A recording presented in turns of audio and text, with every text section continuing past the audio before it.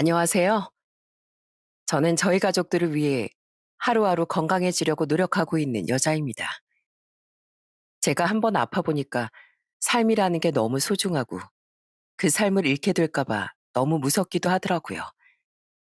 그런데 그렇게 하루하루 불안에 떨던 저한테 정말 못되게 했던 사람들이 있었습니다. 그건 바로 저희 시모랑 동서인데요. 어떻게 아픈 사람한테 그런 말을 할 수가 있는지 지금도 그 생각만 하면 너무 화가 난답니다. 도대체 무슨 말을 했길래 제가 사연까지 쓰게 됐는지 궁금하시죠? 지금부터 얘기해 볼 테니 잘 들어주셨으면 좋겠습니다. 전 어릴 때부터 직장을 다니시는 아빠와 가정주부로 계시는 엄마 밑에서 평범하게 살았습니다.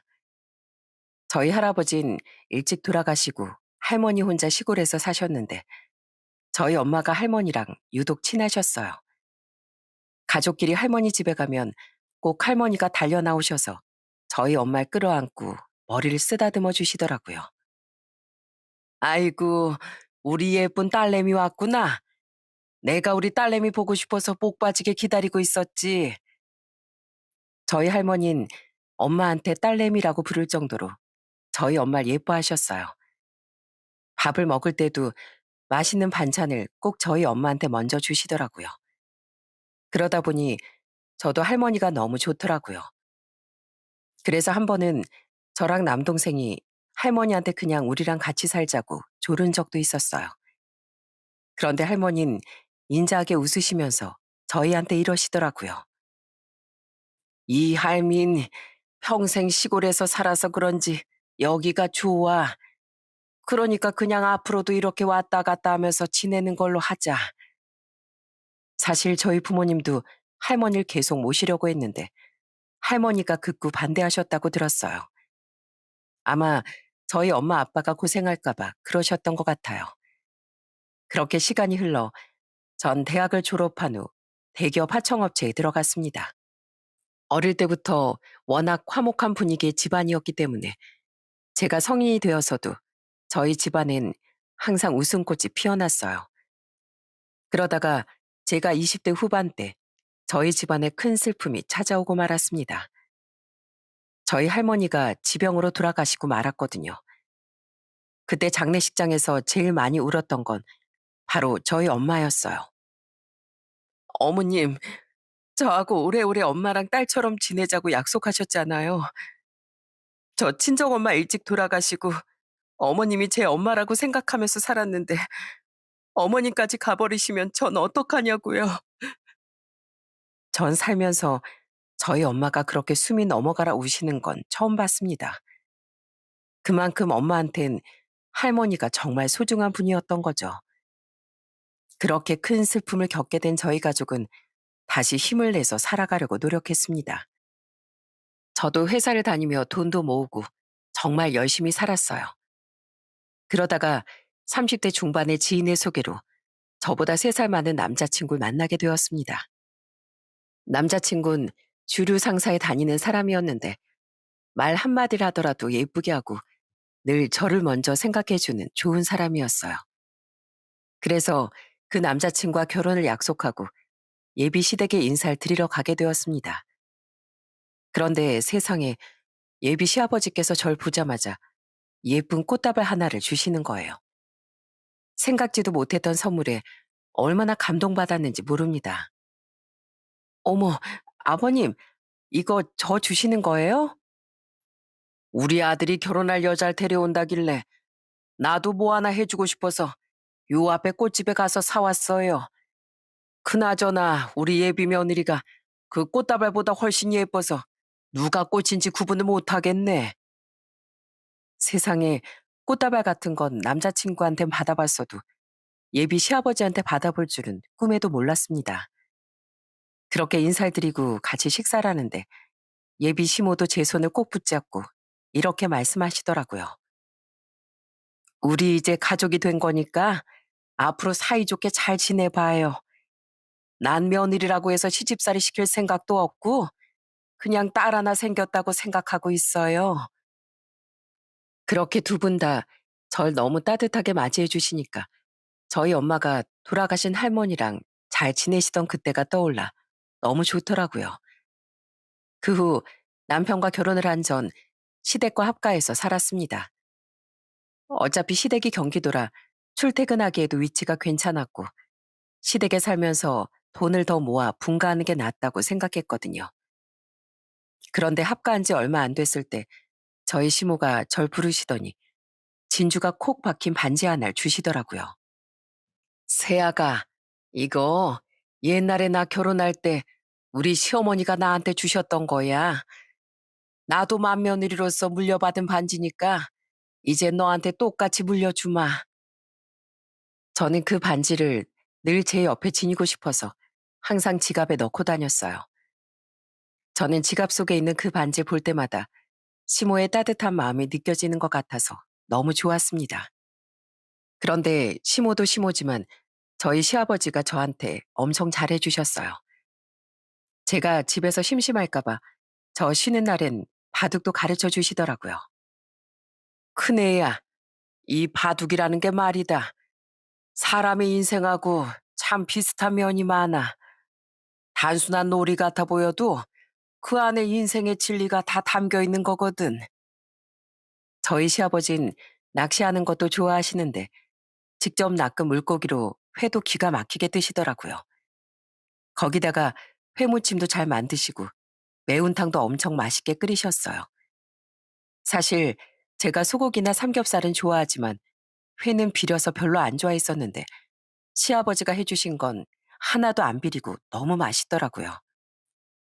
아버님, 저 아버님 덕분에 새로운 맛에 눈을 뜬 기분이에요. 저 회랑 매운탕이 이렇게 맛있는 건 줄 처음 알았잖아요. 아유, 그러냐?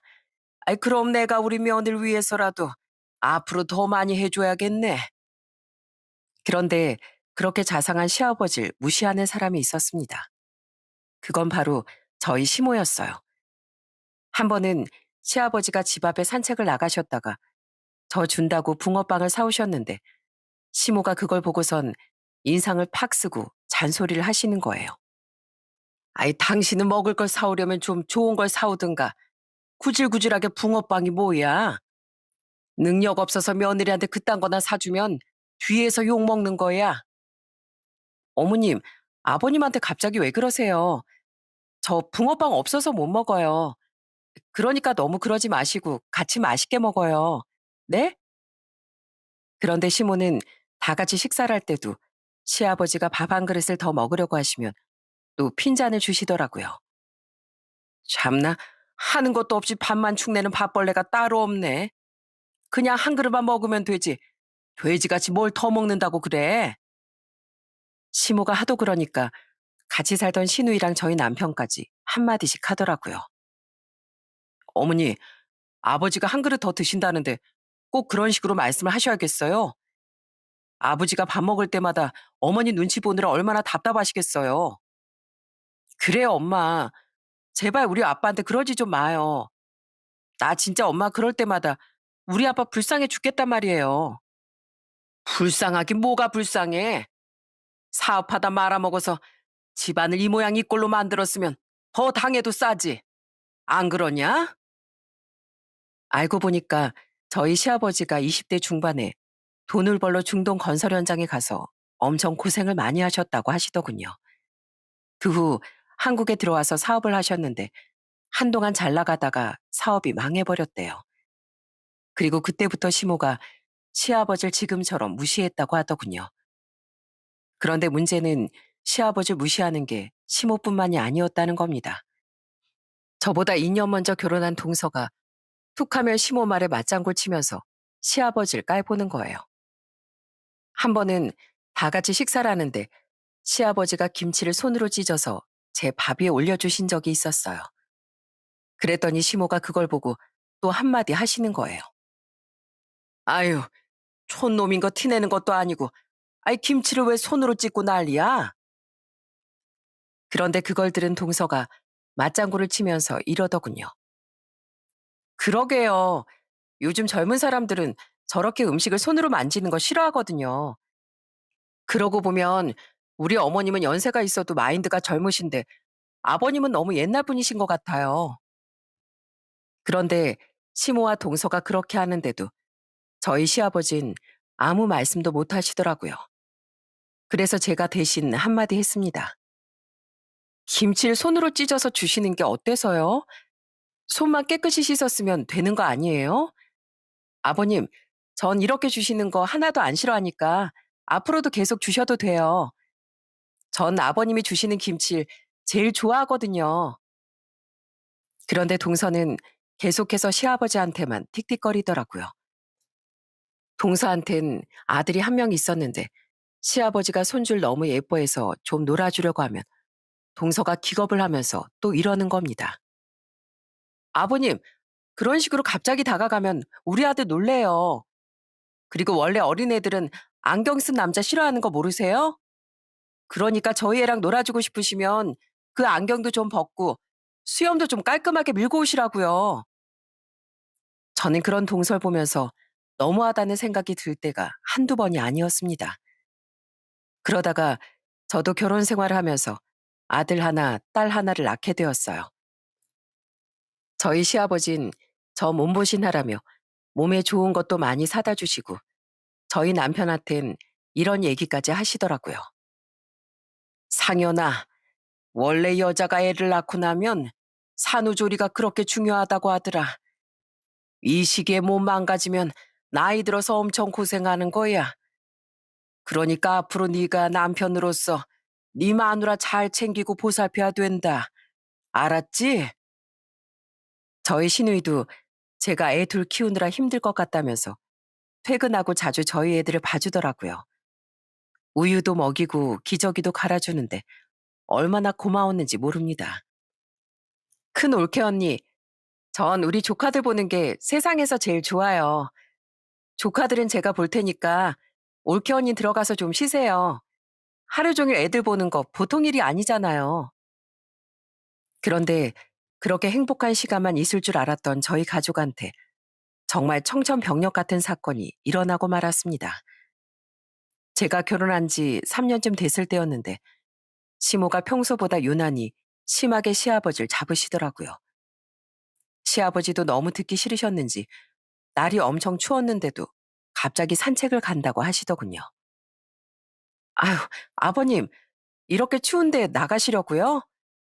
나갔다가 감기라도 걸리시면 어떡해요? 괜찮다. 머리가 너무 복잡해서 바람 좀 쐬고 싶어서 그래. 따뜻하게 입고 나갈 거니까 너무 걱정하지 말거라. 하지만 그렇게 밖으로 나간 시아버진 영영 돌아오실 수 없게 되었습니다. 산책을 나가신 지 한참이 됐는데도 집에도 안 오시고 연락도 안 되시길래 저랑 남편이 찾으러 나갔었어요. 그러다가 거리에 웬 앰뷸런스가 와 있길래 무슨 일인가 했는데 세상에 저희 시아버지가 구급차에 실려 가시는 거예요. 급하게 병원으로 쫓아갔는데 결국 심장마비로 세상을 떠나시고 말았습니다. 산책하다가 쓰러지신 걸 지나가던 행인이 119에 신고한 거였어요. 그때 저희 가족들은 너무 충격을 받아서 얼마나 울었는지 몰라요. 죄송해요, 아버님.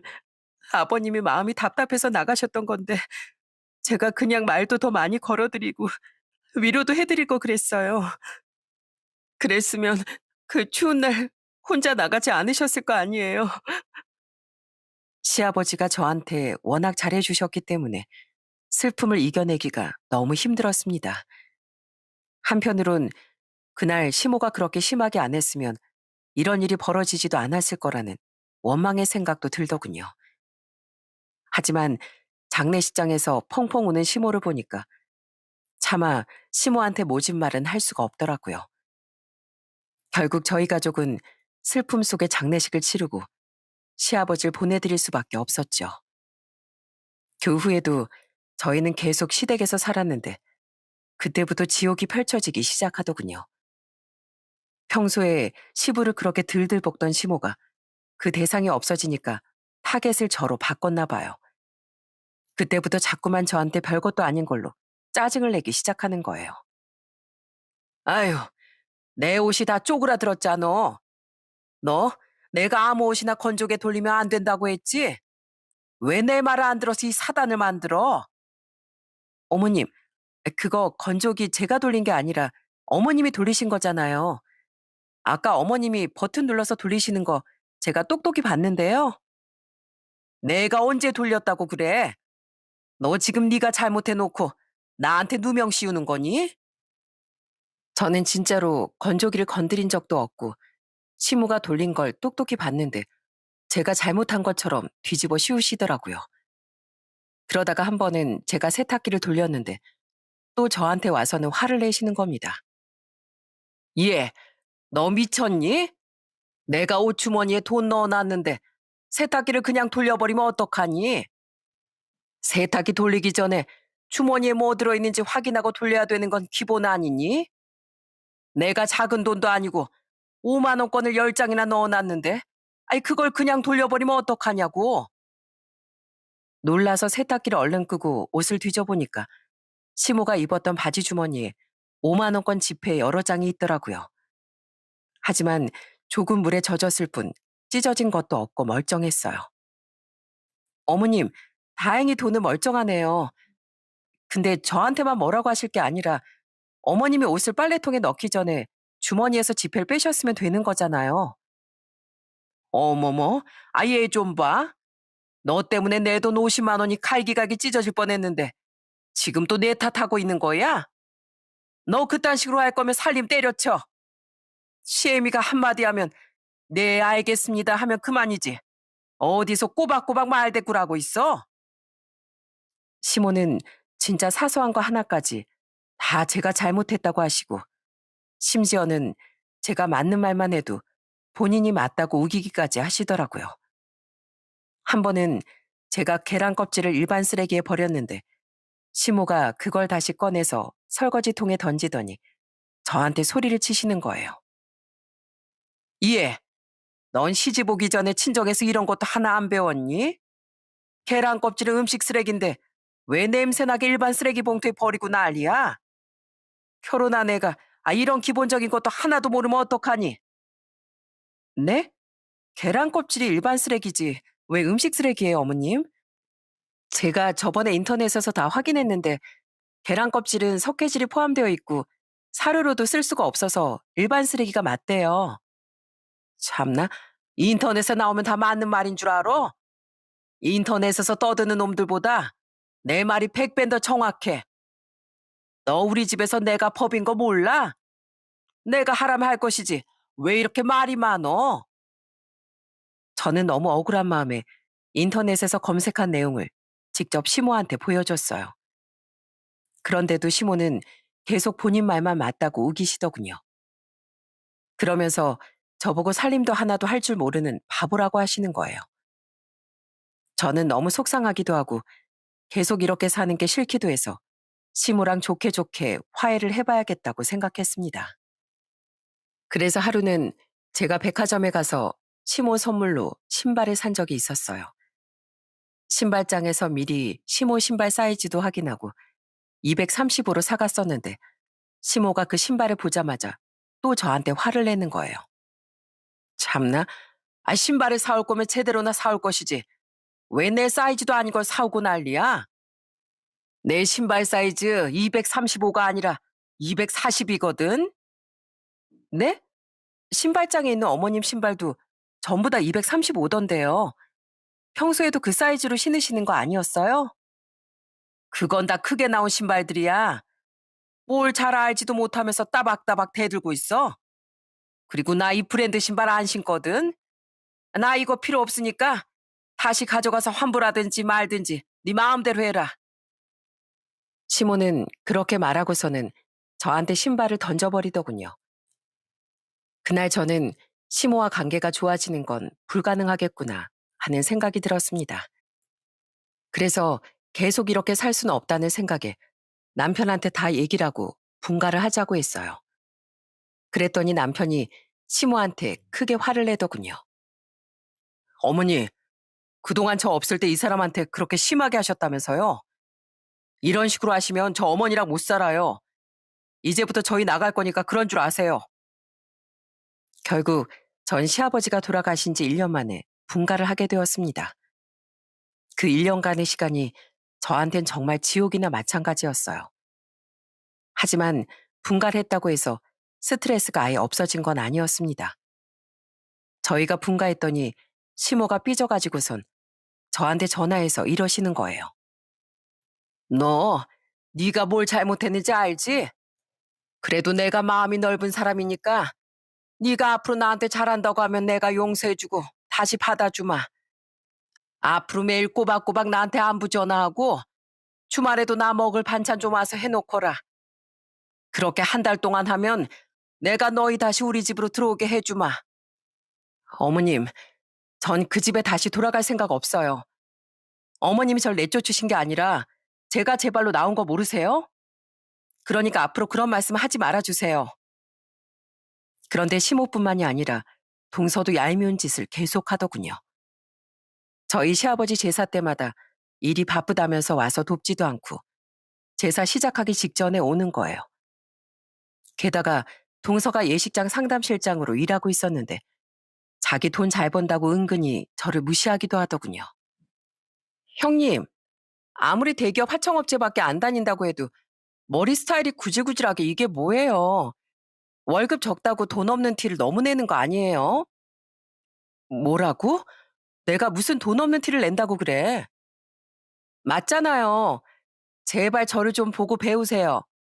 전 사람을 많이 만나는 직업이라 항상 화장도 예쁘게 하고 관리 잘하잖아요. 형님 그렇게 아줌마처럼 하고 다니면 나중에 아주버님이 바람 날지도 몰라요. 뭐? 동서 지금 말 다 했어? 우리 남편은 절대 바람 피울 사람 아니거든? 그런 동서나 자기 관리 열심히 하면서 서방이 바람 안 피게 조심하면서 살아. 안 그래도 회사 다니면서 애들 키우느라 바빠 죽겠는데 왜 나한테까지 그런 걸 강요하고 난리야? 그렇게 하루하루 시모와 동서 때문에 스트레스를 받고 있었는데 한 번은 저희 시누이가 저보고 술 한잔 하자고 하더라고요. 그래서 나갔더니 시누이가 절 위로해주기 시작하더군요. 큰올케 언니, 요즘에 우리 엄마 때문에 많이 힘들죠? 사실 우리 엄마가 예전에 아빠 사업 잘 될 때는 안 그랬었거든요. 그때 먹고 싶은 것도 마음대로 먹고 사고 싶은 것도 다 살 수 있어서 그런지 화도 잘 안 내고 말투도 상냥했었어요. 근데 저희 아빠 사업 망하고 나서부터 저렇게 변해버린 거 있죠? 저도 우리 엄마가 하는 행동 볼 때마다 진짜 이해가 안 돼 죽겠어요.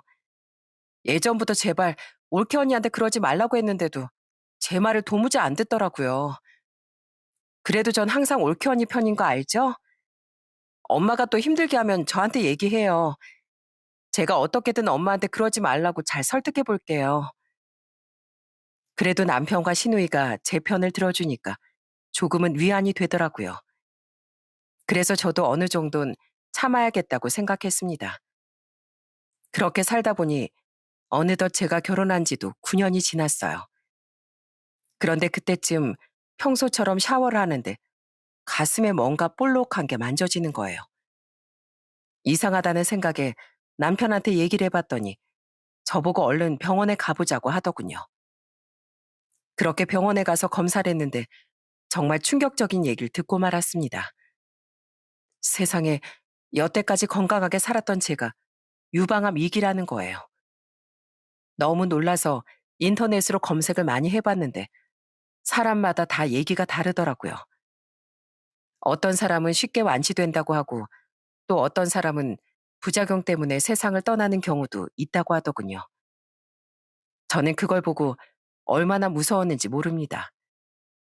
그래도 어쨌든 가족들은 다 알아야겠다는 생각에 저희 친정이랑 시댁에 전부 다 얘기를 했습니다. 그런데 너무 놀라서 걱정하시는 저희 친정 부모님과는 달리 시모는 시큰둥하게 반응하더군요. 어머님, 의사가 그러는데 수술하기 전에 항암치를 먼저 해서 암 크기를 줄여놓고 수술하는 게 더 좋대요. 그래서 저 2주 뒤에 입원하고 항암 치료하기로 했어요. 뭐? 2주 뒤에? 그럼 네 시아버지 제사랑 날짜가 겹치는 거 아니니? 그렇긴 한데 제일 빠른 날짜가 그날밖에 없다고 하더라고요. 아니면 아예 뒤로 한참 미뤄야 된대요. 참나, 그거 다 병원에서 핑계 대는 거야. 넌 바보같이 그 말을 다 믿고 있니?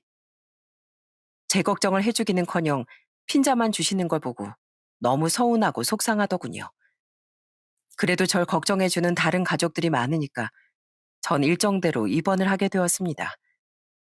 그런데 막상 입원한 당일날 시모가 저한테 전화를 해서는 말도 안 되는 소리를 하시는 거예요. 이해, 너 진짜로 오늘 입원할 거 아니지? 내일 네 시아버지 제사잖아. 네? 저 벌써 입원해서 병원인데요. 제가 오늘 입원해서 항암 치료한다고 미리 말씀드렸잖아요. 뭐라고? 아니, 시아버지 제사를 코앞에 두고 병원에 입원하는 며느리가 어디 있어? 너 당장 그 병원에서 나와라. 내일 제사나 치르고 다시 입원하라고. 어머님, 제가 병원에 무슨 놀러 온 줄 아세요? 저 유방암이라고요, 유방암. 사람이 아파서 입원한다는데 진짜 너무하시는 거 아니에요? 저도 아버님 제사 전날에 입원하는 거 아버님한테 죄송하단 말이에요. 그런데 오늘이 아니면 뒤로 확 밀린다는데 어떡해요, 그럼? 확 밀리든 말든 그건 내 알 바 아니고 좋은 말로 할 때 당장 병원에서 나와. 이게 어디서 아프다는 핑계로 지 시아버지 제사 건너뛰려고 해? 제가 건너뛰고 싶어서 건너뛰는 거 아니라니까요? 제발 이러지 좀 마세요. 저 없다고 제사 못하는 거 아니잖아요. 세상에, 며느리가 암에 걸려서 입원을 한다는데 제사 때문에 당장 병원에서 나오라는 시모가 어디 있나요? 시모랑 한참 말다툼을 하다가 전화를 끊었는데 너무 어이가 없고 황당해서 한동안 혼자 씩씩거렸어요. 그런데 조금 있으니까 이번엔 동서까지 전화 와서 저한테 이러는 거예요. 형님, 저 이번에도 일이 너무 바빠서요. 내일 아버님 제사 못 가니까 저 대신 형님이 좀 고생해 주세요. 대신 제가 수고비로 5만 원 보내드릴게요. 뭐? 동서, 내가 동서한테도 나 입원한다고 얘기했잖아. 여태까지 바쁘다는 핑계로 맨날 늦게 왔으니까 올해만큼은 동서가 해도 되는 거 아니야? 네? 아이, 그런 게 어딨어요. 저 진짜 바빠서 못 간단 말이에요. 그리고 형님, 아이, 솔직히 너무 엄살이 심하신 거 아니에요? 유방암 그거 별것도 아닌데 이번 날짜 좀 미루면 되잖아요. 형님 지금 제사하기 싫어서 일부러 오늘 입원하신 거죠? 참, 동서까지 진짜 왜 그래? 다들 내가 아프다는 걸 장난으로 아는 거야? 나 암 환자야, 암 환자. 제발 나한테 이러지 좀 말라고. 저는 그렇게 전화를 끊고선 머리가 너무 아파서 한동안 머리를 부여잡고 있었어요. 그런데 시모는 저한테 문자까지 해서는 막말을 하더라고요. 너 내일 안 오면 가만 안 둘 줄 알아. 네 시아버지가 너를 얼마나 아꼈는데 네가 감히 제사날 안 올 수가 있어? 너 내일 안 오면 사람도 아니야. 아주 짐승이나 마찬가지라고. 게다가 동서까지도 문자로 절 아주 들들 볶기 시작하더군요. 형님, 그렇게 안 봤는데 되게 엄살이 심하시네요. 형님이 못 간다고 하니까 어머님이 저라도 내일 꼭 오라고 하시잖아요. 형님 때문에 귀찮게 이게 뭐예요? 제발 유난 좀 작작 떠세요.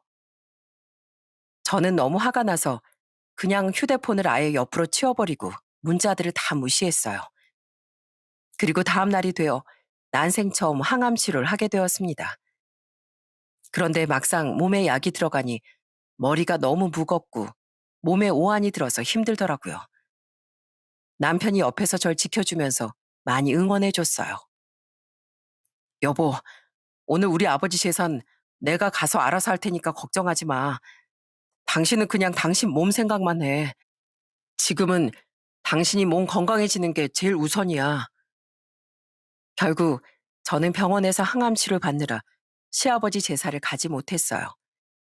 그리고 이번 3일차 때 아침에 일어났는데 아주 문자 폭탄이 와 있더라고요. 그래서 휴대폰을 열어 문자를 읽어봤는데 세상에 시모가 저한테 아주 저주를 퍼부어 놨더라고요. 네가 감히 유방암 핑계를 대고 네 시아버지 제사에 안 와? 너 그딴 식으로 아프다는 핑계 댈 거면 내가 너 평생 병 안 낫게 해달라고 매일매일 기도할 거야. 오랫동안 고통 속에 살라고 저주할 거라고. 저는 그 문자를 보고 너무 화가 나고 충격을 받아 손이 덜덜 떨리더군요. 제가 병에 걸린 게 제 잘못도 아닌데 왜 이렇게까지 하는 건지 이해할 수가 없었어요. 그런데 그날 저희 친정 엄마가 병문안을 오셨는데 그때 또 제 휴대폰이 요란하게 울리는 거예요.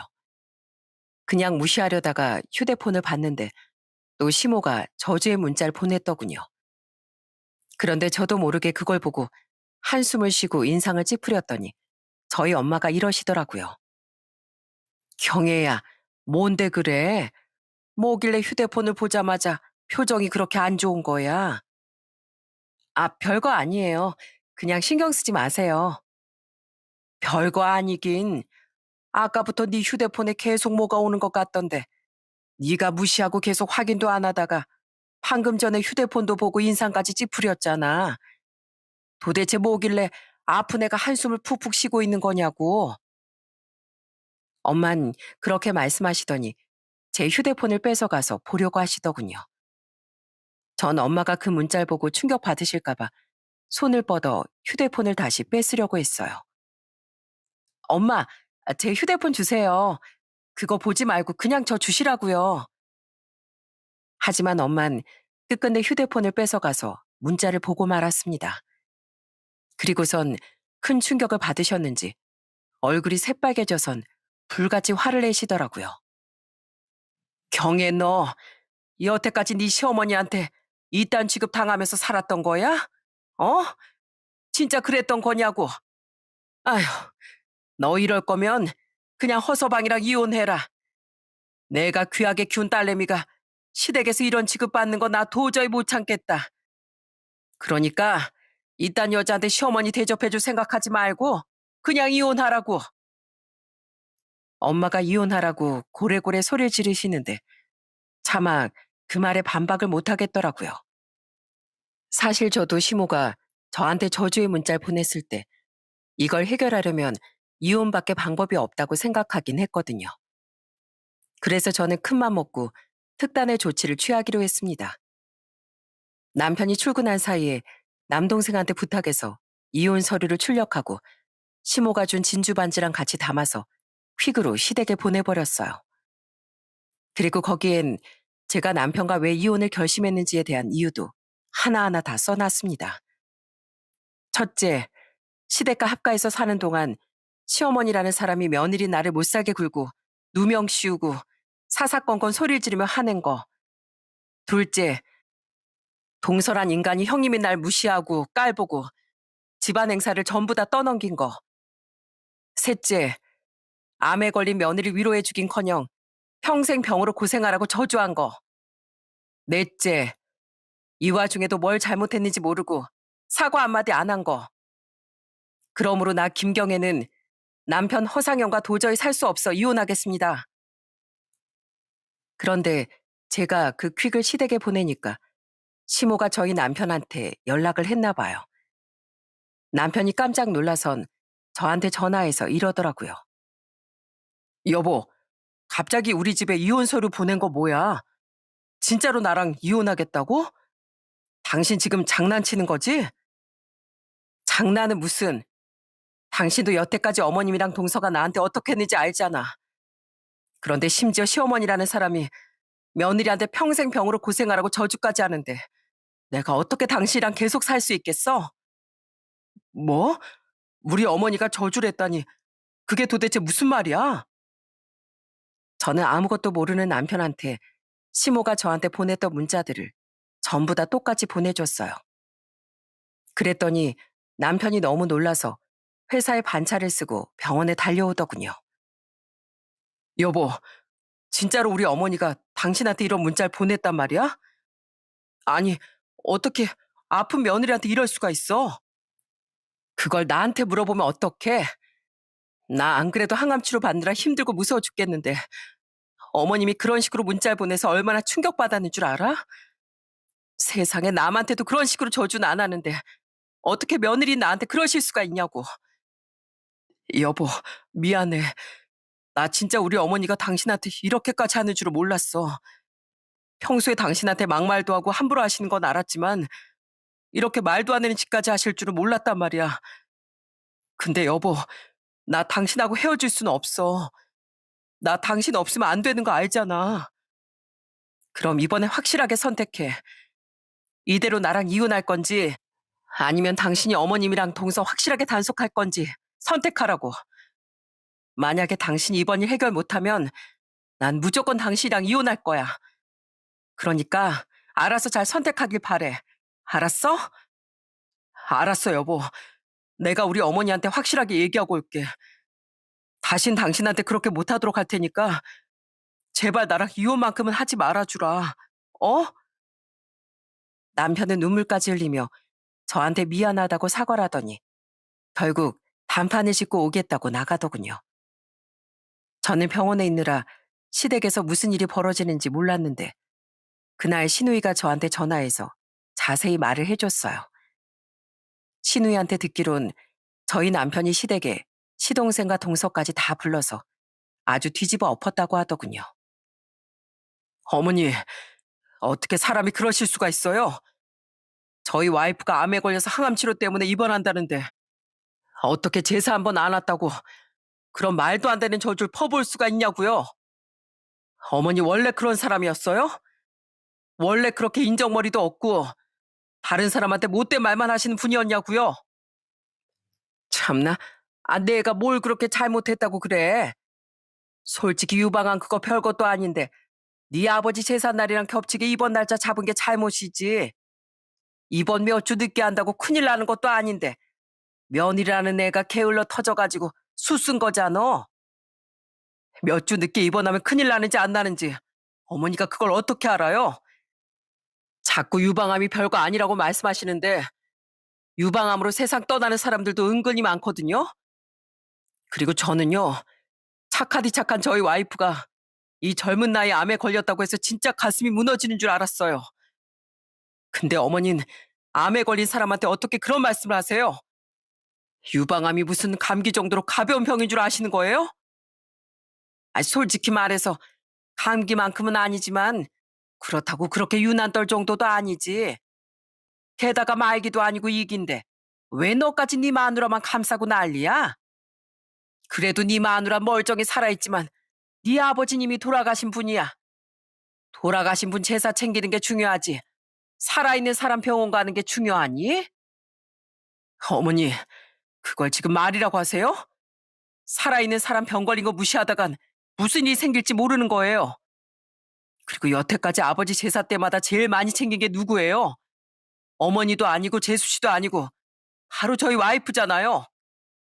여태까지 몇 년을 제사 때마다 제일 신경 썼는데 올해 한번 참석 못한 거 가지고 이렇게까지 하셔야 돼요?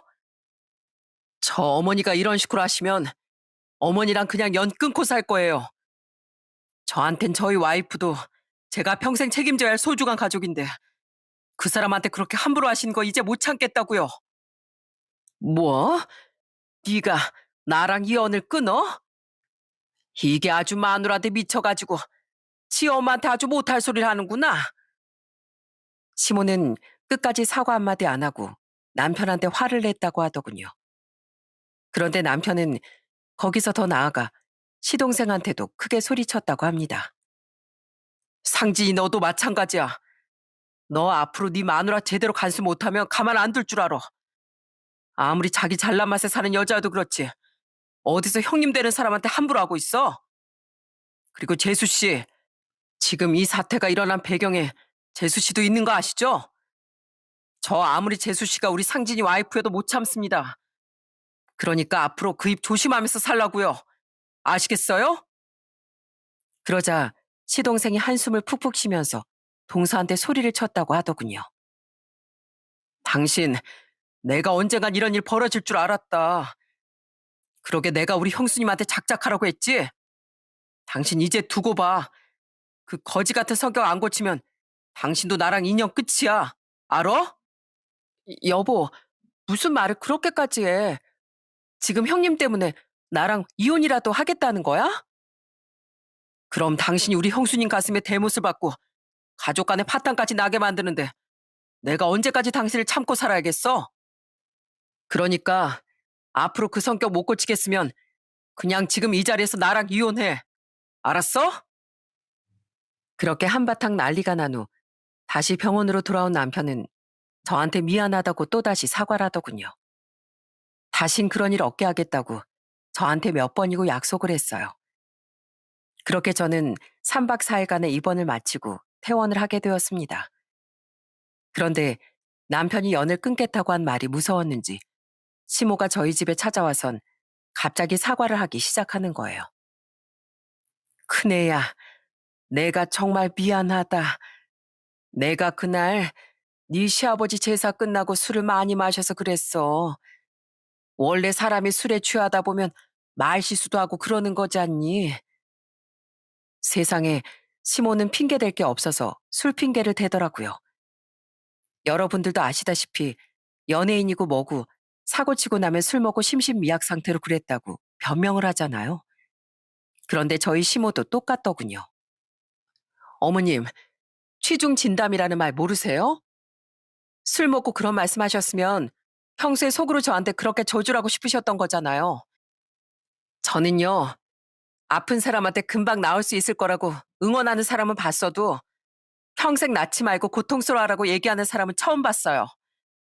정상적인 사람이라면 절대로 그런 말을 할 수가 없다고요. 그러니까 이렇게 내가 미안하다고 사과를 하잖니. 그런데 나도 너 없이 제사 지내는 게 막막해서 그랬어. 너도 알다시피 네 동서가 할 줄 아는 게 뭐가 있니? 그래서 안 그래도 네 동서랑 둘이 한다고 생각하니까 걱정이 많았는데 막상 제사 당일날 되니까 아무것도 도움이 안 돼서 결국엔 내가 다 해야 되더라고. 그러다 보니까 내가 이렇게 고생하는 게 다 너 때문인 것 같아서 나도 모르게 그만 너한테 그런 심한 말을 해버렸다. 내가 그러면 안 됐었는데 술에 취해서 제정신이 아니었나 봐. 여태까지 제가 아버님 제사 잘 챙겨서 편하셨으면 오히려 저한테 고맙다고 하셨어야 되는 거 아니에요? 어떻게 제가 매년 잘하다가 아파서 딱 올해만 빠진다는데 그거 가지고 그런 식으로 말씀하세요. 저 그리고 이번 일 때문에만 화난 거 아니에요. 어머님 그동안 저 진짜 못 살게 구셨잖아요. 그게 쌓이고 쌓여서 이렇게 됐다는 걸 왜 모르세요? 내가 너한테 그동안 심하게 했던 건 사과하마. 내가 너무 성격이 드세다 보니까 뭐든지 다 내 마음대로 해도 된다고 생각했나 봐. 근데 나 그래도 우리 아들 없으면 못 사는 거 알잖니. 우리 아들이 나랑 영 끊는다는 얘기까지 하는데 내가 진짜 무서워 죽겠다. 그러니까 네가 우리 아들 좀 알려주면 안 되겠니? 싫어요. 어머님 아들이 저랑 이혼하기 싫어서 결정한 건데 제가 그걸 왜 말려야 돼요? 그러게 이런 일 안 벌어지게 적당히 하셨어야죠. 그리고 저 지금 컨디션 안 좋으니까 이제 그만 집에 돌아가 주실래요? 아픈 사람 붙잡고 이러지 마시고 그냥 돌아가시라고요. 그런데도 계속 시모가 저한테 매달리니까 이번엔 저희 아들까지 나와서 시모한테 이러더라고요. 할머니 미워요. 여태까지 우리 엄마 힘들게 했으면서 왜 우리 엄마 보고 또 참으라고 해요? 저도 할머니 보기 싫으니까 그냥 가세요. 저 할머니 같은 사람 싫단 말이에요. 그러자 시모가 크게 충격을 받았는지 입을 떡 벌리시더군요. 그러더니 더 얘기해봤자 안 통할 거라고 생각했는지 그냥 돌아가셨어요. 그런데 며칠 후에는 동서까지 찾아와 저한테 빌더군요. 형님, 저 앞으로 형님한테 함부로 안 할게요. 저보다 돈 못 번다고 무시하지도 않고 형님이 걸린 유방암이 별거 아니라는 얘기도 안 할게요. 그러니까 제 사과 좀 받아주시면 안 될까요? 저 우리 그이가 자꾸 이혼한다고 해서 너무 무섭단 말이에요. 동서, 난 동서 사과 받아주고 싶지 않아. 동서가 지금은 서방님이랑 이혼하기 싫어서 나한테 잘못했다고 비나 본데 시간 조금만 지나면 또 원래대로 돌아올 거 뻔하잖아. 그러니까 서방님한테 이혼당하든 말든 그건 동서가 알아서 해. 알았어? 결국 전 저한테 용서를 비는 시모와 동서 둘 다 용서해주지 않았습니다. 나중에 신우이한테 들어보니까 시모가 제삿날 술을 진짜로 많이 먹긴 했다고 하더라고요. 하지만 아무리 술을 많이 먹었어도 그렇지 병에 걸려서 고통받고 불안해하는 며느리한테 어떻게 그런 말을 할 수가 있나요? 지금도 자려고 누우면 그때 시모가 저한테 보냈던 문자가 생각나 소름이 다 끼치는데 그게 제 머릿속에서 지워지기 전까진 용서하기 힘들 것 같네요. 그 후 저는 시모랑 동서를 계속 안 보고 살고 있어요. 중간중간에 저한테 연락이 오는데 연락도 받지 않고 예전엔 한 번도 그런 적 없던 시모가 자꾸 반찬 같은 걸 해서 보내기도 하는데 그것도 그냥 돌려보내고 있습니다. 그냥 지금 이 상황을 모면하고 싶어서 억지로 연기하는 걸로밖에 안 보였거든요. 그래도 전 진심으로 절 걱정해주는 가족들이 있어서 정말 잘 지내고 있습니다. 항암 치료를 6차까지 한 후 수술도 했는데 수술 후에는 남편이 집안일도 다 하고 저희 친정엄마가 저희 집에 와서 저를 많이 보살펴 주신답니다. 경애야, 아직도 수술 부위가 많이 아프니? 엄만 네가 아프지 않고 편하게 있었으면 좋겠는데 수술하고 이렇게 움직이는 것도 힘들어하는 걸 보니까 마음이 참 아프구나. 엄마, 나 괜찮아요. 팔을 움직일 때마다 수술 부위가 욱신거리긴 한데 그래도 못 참을 정도는 아니에요. 그리고 나 수술했다고 우리 그이랑 가족들 전부 다 날 공주 대접해주고 있잖아요. 하도 손 하나 까딱 못하게 하니까 어쩔 땐 너무 심심할 때도 있다니까요. 아유, 심심하면 주말에 허서방 쉴 때 우리 집으로 놀러 와. 의사 말이 수술 후에 가볍게 운동하는 게 좋다고 하니까 다 같이 집 앞에 산책이나 좀 하러 가자. 전 그렇게 주말마다 저희 친정 식구들을 만나서 산책도 하고 도란도란 얘기도 나누며 잘 지냈습니다. 신우이랑도 가끔씩 만나서 밥을 먹는데 얼마 전엔 신우이가 회사에서 승진을 했다고 하더라고요. 아가씨, 이번에 승진한 거 진짜 축하해요. 역시 아가씨처럼 똑똑하고 똑부러지는 사람은 회사에서 금방 인정받을 줄 알았어요. 그래서 말인데 이거 내가 아가씨를 위해서 준비한 승진 선물이거든요. 마음에 들지 모르겠지만 한번 열어봐요. 우와, 이거 가방이네요. 근데 올케 언니, 이거 너무 비싼 거 아니에요? 저 그냥 이렇게 밥 사주시는 것만으로도 감사하니까 이 가방은 그냥 올케 언니 쓰세요. 아니에요. 내가 아가씨한테 고마운 점이 많아서 겸사겸사 선물로 주는 거니까 그냥 받아줘요.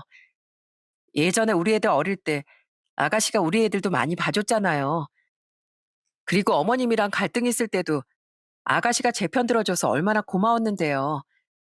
그러니까 승진 기념으로 잘 들고 다녀요. 알았죠? 그렇게 시모랑 동서와 연락을 끊은 지도 벌써 1년이 지났네요. 전 아직도 그들을 용서하지 못했어요. 특히 시모의 경우 제가 아파서 입원했을 때 했던 그 저주의 말이 잊혀지지 않아 당분간은 용서가 힘들 것 같네요. 제가 이번에 병원에 입원해 보니까 세상에 암 환자가 진짜 많더라고요. 그런데 암 환자도 힘들지만 그 옆에서 간호하는 사람들도 참 체력적으로도 정신적으로도 힘든 것 같아요. 이래서 어른들이 건강이 최고의 자산이라고 하시는 건가 봐요. 아마 제 사연을 듣고 계시는 시청자분들의 주위에서도 아프신 분들이 있을 수 있습니다. 그런데 전 그분들한테 말 한마디라도 따뜻하게 해주셨으면 좋겠다고 말씀드리고 싶어요. 아픈 사람한텐 응원의 말 한마디가 정말 큰 힘이 될 수도 있고 또 반대로 나쁜 말 한마디 때문에 좌절하거나 공포심에 휩싸일 수도 있으니까요. 제가 40대 중반의 나이에 암에 걸린 것처럼 젊은 사람들 중에서도 암 환자가 많은 걸로 알고 있어요. 나이가 젊을수록 암 진행이 더 빠르다고 들었는데 다들 용기 잃지 마시고 치료 잘 받으셔서 건강 괜찮으셨으면 좋겠습니다. 물론 연세가 지긋하신 어르신 환자분들도 마찬가지고요. 그럼 전 이만 제 사연을 마치도록 할게요. 끝까지 들어주셔서 정말 감사합니다. 항상 건강 관리 잘하시고 가족들과 행복한 시간 많이 보내시기 바랍니다.